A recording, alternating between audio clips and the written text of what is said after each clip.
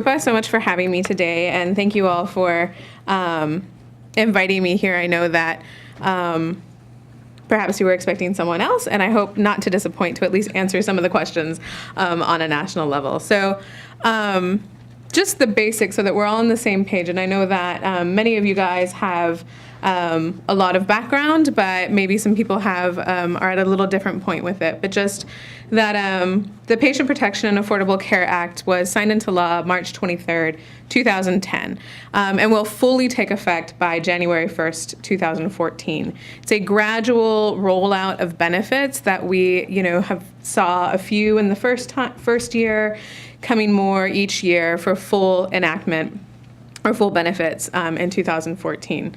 And I will be the first to say that it is not perfect, that there is still a lot of work to be done, but that it's really the first major step that's been taken in reforming our healthcare system in this country. And I'd like to note, it's important to also realize that it is, unlike prior attempts to change our healthcare system over really the last 40 years, but even as Dr. Begley and I were talking, last 100 years, that there's been conversation about what we need to do in this country with healthcare, that this plan really, because it was based off of existing structures and based off of a plan that had been in operation, sort of a pilot in other areas, that's the Massachusetts plan, that it was really able to move forward.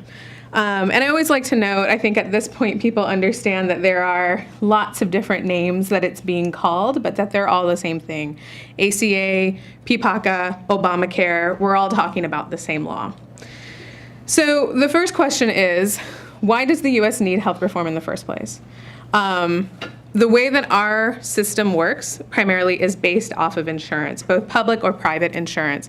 However, there is about 17% of the country overall is uninsured, but that varies widely across states, and it varies widely across income groups, and also gender and ethnicity. So, in Massachusetts, where this style plan was first passed, we're looking at a less than 5% uninsured rate. Now, they're dealing with some of the problems that we're all going to be facing down the road, is provider shortage, and how do we cover a newly insured population, but that at least people have some access.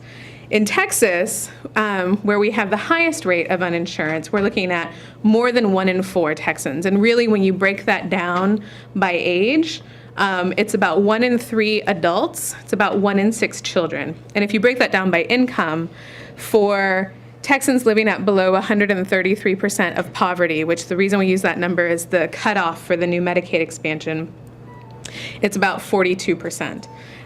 So that's nearly half of all poor Texans are living without insurance. So one of the things that not having insurance, having a large uninsured population, leads to are some of our higher health insurance premium costs, because when someone has care and can't pay for it, we all end up paying for it in the end through these higher costs. Through something, uncompensated care pools that happens at hospitals, because every hospital emergency room is required to treat a patient who comes in regardless of their ability to pay. And when they can't pay, like I said, we all end up paying in our premiums. And most importantly, I think in a lot of our lives, is that when you're unable to have consistent care or timely care, it can lead to poorer health outcomes overall. So what does the ACA do? It does a lot of things. It's a very big law. If anybody who was watching the video that was playing as we were all getting seated, it really lays that out, 1,000+ pages. And I know some of you guys in here have read it cover to cover. It's still on my list to do, I'll have to admit.